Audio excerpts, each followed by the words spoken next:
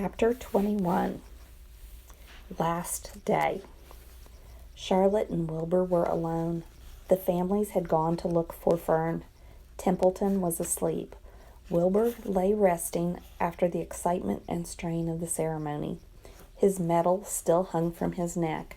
By looking out the corner of his eye, he could see it. "Charlotte," Wilbur said after a while, "why are you so quiet?" "I like to sit still," she said. "I've always been rather quiet." "Yes, but you seem specially so today. Do you feel all right?" "A little tired, perhaps, but I feel peaceful. Your success in the ring this morning was, to a small degree, my success. Your future is assured. You will live safe and secure, Wilbur. Nothing can harm you now. These autumn days will shorten and grow cold. The leaves will shake loose from the trees and fall. Christmas will come, then the snows of winter. You will live to enjoy the beauty of the frozen world. For you mean a great deal to Zuckerman, and he will not harm you ever. Winter will pass. The days will lengthen. The ice will melt in the pasture pond. The song sparrow will return and sing.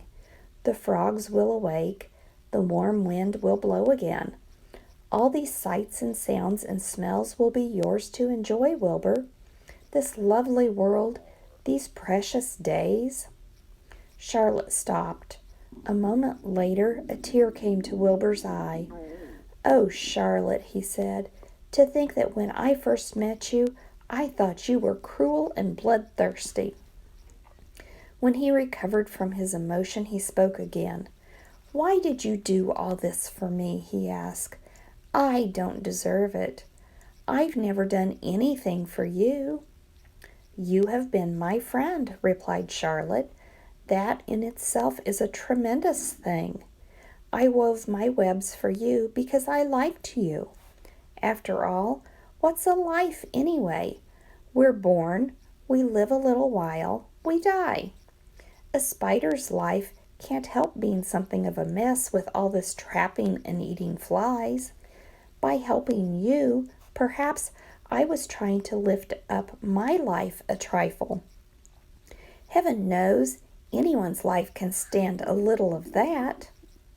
"Well," said Wilbur, "I'm no good at making speeches. I haven't got your gift for words. But you have saved me, Charlotte, and I would gladly give my life for you. I really would." "I'm sure you would, and I thank you for your generous sentiments." "Charlotte," said Wilbur, "we're all going home today. The fair is almost over. Won't it be wonderful to be back home in the barn again with the sheep and the geese? Aren't you anxious to get home?" For a moment Charlotte said nothing. Then she spoke in a voice so low Wilbur could hardly hear the words. "I will not be going back to the barn," she said. Wilbur leapt to his feet. "Not going back?" he cried. "Charlotte, what are you talking about?" "I'm done for," she replied. "In a day or two I'll be dead. I haven't even strength enough to climb down into the crate. I doubt if I have enough silk in my spinnerets to lower me to the ground." Hearing this, Wilbur threw himself down in an agony of pain and sorrow. Great sobs racked his body. He heaved and grunted in desolation. "Charlotte," he moaned, "Charlotte, my true friend." "Come now, let's not make a scene," said the spider. "Be quiet, Wilbur. Stop thrashing about." "But I can't stand it," shouted Wilbur. "I won't leave you here alone to die. If you're going to stay here, I shall stay too." "Don't be ridiculous," said Charlotte. "You can't stay here. Zuckerman and Lurvy and John Arabelle and the others will be back any minute now, and they'll shove you into that crate and away you'll go. Besides, it wouldn't make any sense for you to stay. There would be no one to feed you. The fairgrounds will soon be empty and deserted." Wilbur was in a panic. He raced around and around the pond. Suddenly he had an idea. He thought of the egg sack and the 514 little spiders that would hatch in the spring. If Charlotte herself was unable to go home to the barn, at least he must take her children along. Wilbur rushed to the front of his pen.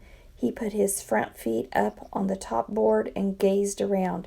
In the distance, he saw the Arables and the Zuckermans approaching, and he knew he would have to act quickly. "Where's Templeton?" he demanded. "He's in that corner under the straw, asleep," said Charlotte. Wilbur rushed over, pushed his strong snout under the rat, and tossed him into the air. "Templeton!" screamed Wilbur. "Pay attention!" The rat, surprised out of a sound sleep, at first looked dazed, then disgusted. "What kind of monkey shine is this?" he growled. "Can't a rat catch a wink of sleep without being rudely popped into the air?" "Listen to me," cried Wilbur. "Charlotte is very ill. She only has a short time to live. She cannot accompany us home because of her condition. Therefore, it is absolutely necessary that I take her egg sack with me. I can't reach it, and I can't climb. You are the only one that can get it. There's not a second to be lost. The people are coming. They'll be here in no time. Please, please, please, Templeton, climb up and get the egg sack." The rat yawned. He straightened his whiskers. Then he looked up at the egg sack. "So," he said in disgust, "so it's old Templeton to the rescue again, is it? Templeton, do this. Templeton, do that. Templeton, please run down to the dump and get me a magazine clipping. Templeton, please lend me a piece of string so I can spin a web." "Oh, hurry," said Wilbur. "Hurry up, Templeton." But the rat was in no hurry. He began imitating Wilbur's voice. "So it's hurry up, Templeton, is it?" he said. "Ho, ho, and what thanks do I ever get for these services? I would like to know. Never a kind word for old Templeton, only abuse and wisecracks and snide remarks. Never a kind word for a rat." "Templeton," Wilbur said in desperation, "if you don't stop talking and get busy, all will be lost, and I will die of a broken heart. Please climb up." Templeton lay back in the straw. Lazily, he placed his forepaws behind his head and crossed his knees in an attitude of complete relaxation. "Die of a broken heart," he mimicked. "How touching. My, I notice that it's always me you come to when in trouble, but I've never heard anyone having a broken heart on my account. Oh, no. Who cares anything about old Templeton?" "Get up," screamed Wilbur. "Stop acting like a spoiled child." Templeton grinned and lay still. "Who made trip after trip to the dump?" he asked. "Why, it was old Templeton." "Who saved Charlotte's life by scaring that Arabelle boy away with the rotten goose egg?" "Bless my soul, I believe it was old Templeton." "Who bit your tail and got you back on your feet this morning after you fainted in front of the crowd?" "Old Templeton. Has it ever occurred to you that I'm sick of running errands and doing favors? What do you think I am, anyway? A rat of all work?" Wilbur was desperate. The people were coming, and the rat was failing him. Suddenly, he remembered Templeton's fondness for food. "Templeton," he said, "I will make you a solemn promise. Get Charlotte's egg sack for me, and from now on I will let you eat first, when Lurvy slops me. I will let you have your choice of everything in the trough, and I won't touch a thing until you're through." The rat sat up. "You mean that?" he said. "I promise. Cross my heart." "All right, it's a deal," said the rat. He walked to the wall and started to climb. His stomach was still swollen from last night's gorge. Groaning and complaining, he pulled himself slowly to the ceiling. He crept along till he reached the egg sack. Charlotte moved aside for him. She was dying, but she still had strength to move a little.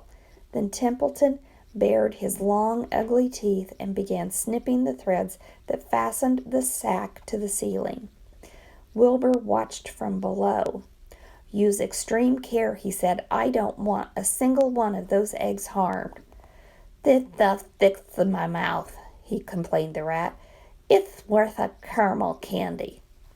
But Templeton worked away at the job and managed to cut the sack adrift and carry it to the ground, where he dropped it in front of Wilbur.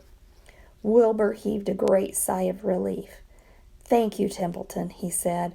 "I will never forget this as long as I live." "Neither will I," said the rat, picking up his teeth. "I feel as though I'd eaten a spool of thread. Well, home we go." Templeton crept into the crate and buried himself in the straw. He got out of sight just in time. Lurvy and John Arable and Mr. Zuckerman came along at that moment, followed by Mrs. Arable and Mrs. Zuckerman and Avery and Fern. Wilbur had already decided how he would carry the egg sack. There was only one possible way. He carefully took the little bundle in his mouth and held it there on top of his tongue. He remembered what Charlotte had told him, that the egg sack was waterproof and strong. It felt funny on his tongue and made him drool a bit. And of course he couldn't say anything, but as he was being shoved into the crate, he looked up at Charlotte and gave her a wink. She knew he was saying goodbye the only way he could, and she knew her children were safe. "Goodbye," she whispered. Then she summoned all of her strength and waved one of her front legs at him. She never moved again. Next day, as the Ferris wheel was being taken apart and the racehorses were being loaded into vans and the entertainers were packing up their belongings and driving away in their trailers, Charlotte died. The fairgrounds were soon deserted. The sheds and buildings were empty and forlorn. The infield was littered with bottles and trash. Nobody of the hundreds of people that had visited the fair knew that the gray spider had played the most important part of all. No one was with her when she died. Chapter 22, A Warm Wind.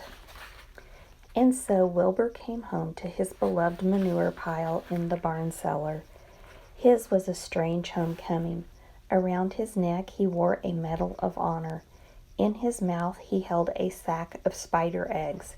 There was no place like home, Wilbur thought, as he placed Charlotte's 514 unborn children carefully in a safe corner.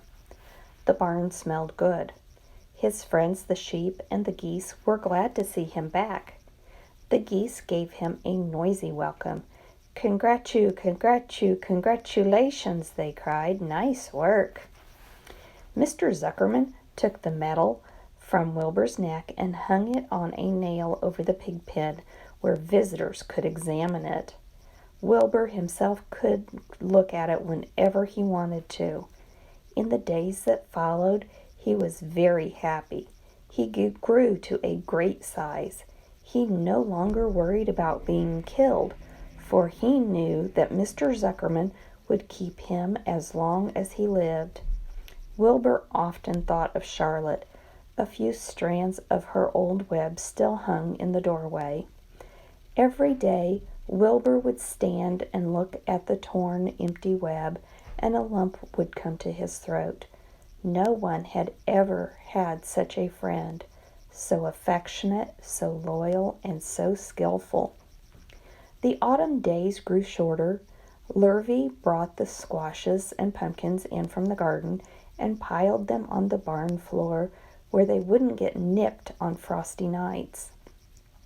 The maples and birches turned bright colors, and the wind shook them, and they dropped their leaves one by one to the ground. Under the wild apple trees in the pasture, the red little apples lay thick on the ground, and the sheep gnawed them, and the geese gnawed them, and foxes came in the night and sniffed them. One evening, just before Christmas, snow began falling. It covered house and barn and fields and woods. Wilbur had never seen snow before. When morning came, He went out and plowed the drifts in his yard for the fun of it. Fern and Avery arrived dragging a sled. They coasted down the lane and out onto the frozen pond in the pasture. "Coasting is the most fun there is," said Avery. "The most fun there is," retorted Fern, "is when the Ferris wheel stops and Henry and I are in the top car and Henry makes the car swing and we can see everything for miles and miles and miles." "Goodness, are you still thinking about that old Ferris wheel?" said Avery in disgust. "The fair was weeks and weeks ago." "I think about it all the time," said Fern, picking snow from her ear. After Christmas, the thermometer dropped to 10 below zero. Cold settled on the world.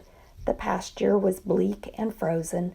The cows stayed in the barn all the time now, except on sunny mornings when they went out and stood in the barnyard in the lee of the straw pile. The sheep stayed near the barn too for protection. When they were thirsty, they ate snow. The geese hung around the barnyard the way boys hang around a drugstore, and Zuckerman fed them corn and turnips to keep them cheerful. "Many, many, many thanks," they always said when they saw food coming. Templeton moved indoors when winter came. His ratty home under the pig trough was too chilly, so he fixed himself a cozy nest in the barn behind the grain bins.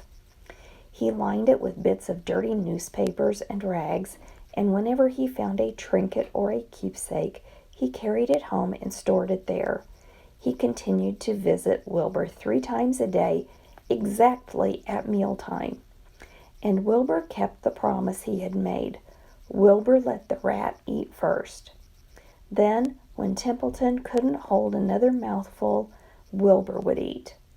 As a result of overeating, Templeton grew bigger and fatter than any rat you ever saw. He was gigantic. He was as big as a young woodchuck. The old sheep spoke to him about his size one day. "You would live longer," said the old sheep, "if you ate less." "Who wants to live forever?" sneered the rat. "I'm a naturally heavy eater, and I get untold satisfaction from the pleasures of the feast." He patted his stomach, grinned at the sheep, and crept upstairs to lie down. All winter, Wilbur watched over Charlotte's egg sack as though he were guarding his own children.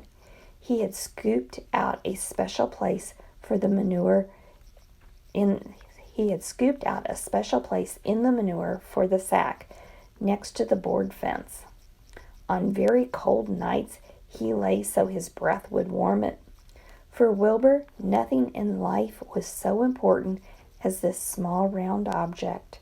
Nothing else mattered. Patiently, he awaited the end of winter and the coming of the little spiders. Life is always a rich and steady time when you are waiting for something to happen or to hatch. The winter ended at last. "I heard the frogs today," said the old sheep one evening. "Listen, you can hear them now." Wilbur stood still and cocked his ears.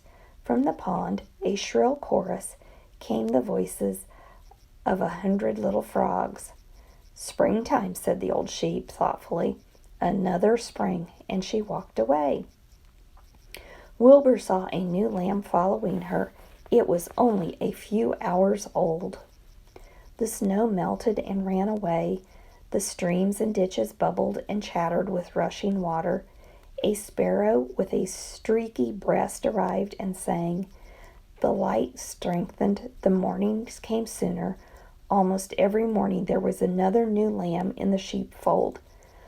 The goose was sitting on 9 eggs. The sky seemed whiter and warm, and a warm wind blew. The last remaining strands of Charlotte's old web floated away and vanished. One fine morning, after breakfast, Wilbur stood watching his precious sack. He wasn't thinking of anything much.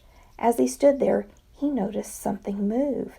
He stepped closer, and stared. A tiny spider crawled from the sack.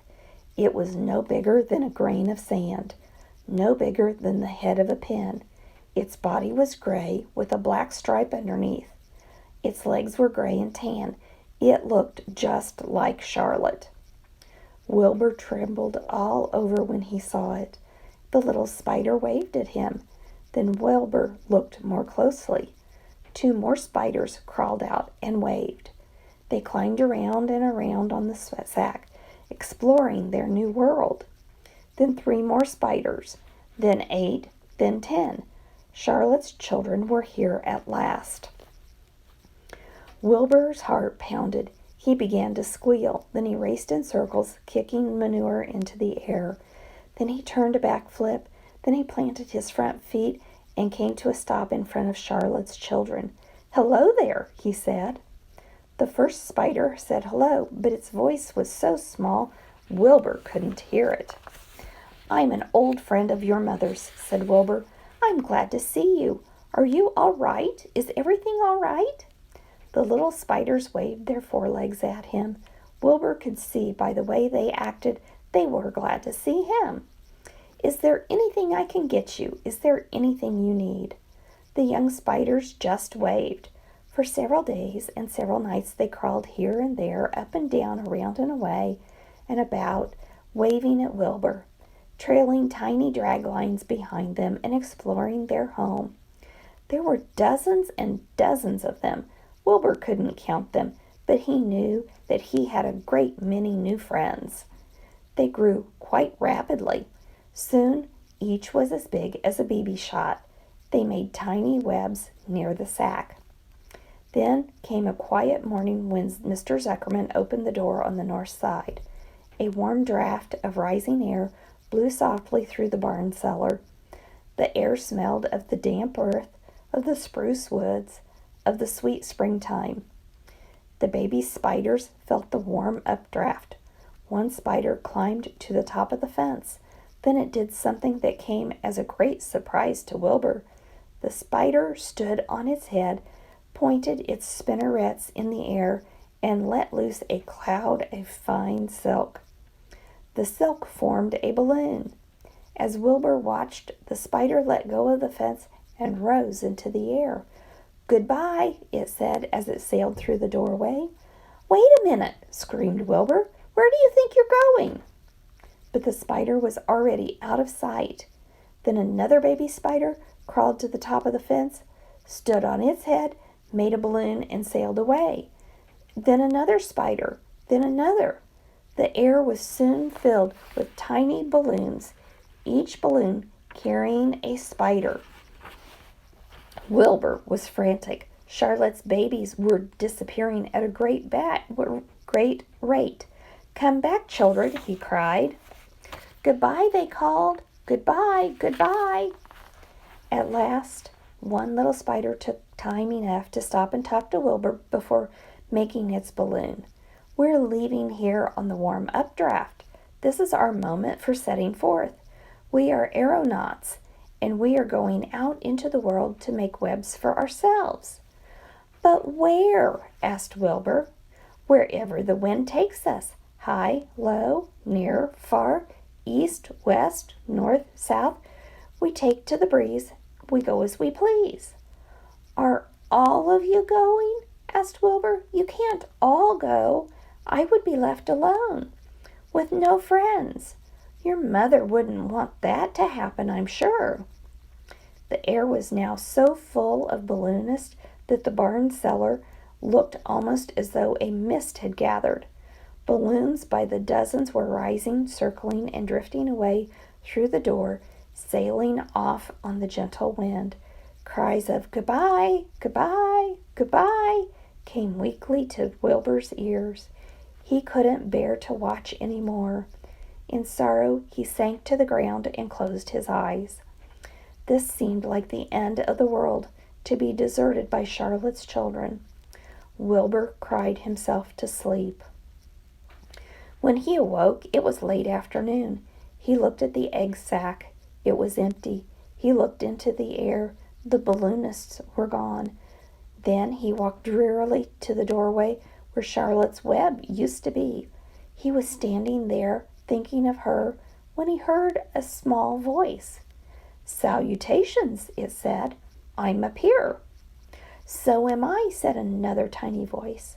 "So am I," said a third voice. "Three of us are staying. We like this place, and we like you." Wilbur looked up. At the top of the doorway, 3 small webs were being constructed. On each web, working busily, was one of Charlotte's daughters. "Can I take this to mean," asked Wilbur, "that you have definitely decided to live here in the barn cellar and that I'm going to have 3 friends?" "You can indeed," said the spiders. "What are your names, please?" Wilbur asked, trembling with joy. "I'll tell you my name," replied the first little spider, "if you'll tell me why you are trembling." "I am trembling with joy," said Wilbur. "Then my name is Joy," said the spider. "What was my mother's middle initial?" asked the second spider. "A," said Wilbur. "Then my name is Arena," said the spider. "How about me?" asked the third spider. "Will you just pick out a nice, sensible name for me? Something not too long, not too fancy, and not too dumb." Wilbur thought hard. "Nellie," he suggested. "Fine, I like that very much," said the third spider. "You may call me Nellie." She daintily fastened her orb line to the next spoke of the web. Wilbur's heart brimmed with happiness. He felt that he should make a short speech on this very important occasion. "Joy, Arena, Nellie," he began, "welcome to the barn cellar. You have chosen a hallowed doorway from which to string your webs. I think it is only fair to tell you that I was devoted to your mother. I owe my very life to her. She was brilliant, beautiful, and loyal to the end. I shall always treasure her memory. To you, her daughters, I pledge my friendship forever and ever." "I pledge mine," said Joy. "I do too," said Arena. "And I do too," said Nellie. So, who had just managed to catch a small gnat? It was a happy day for Wilbur. So many more happy, tranquil days followed.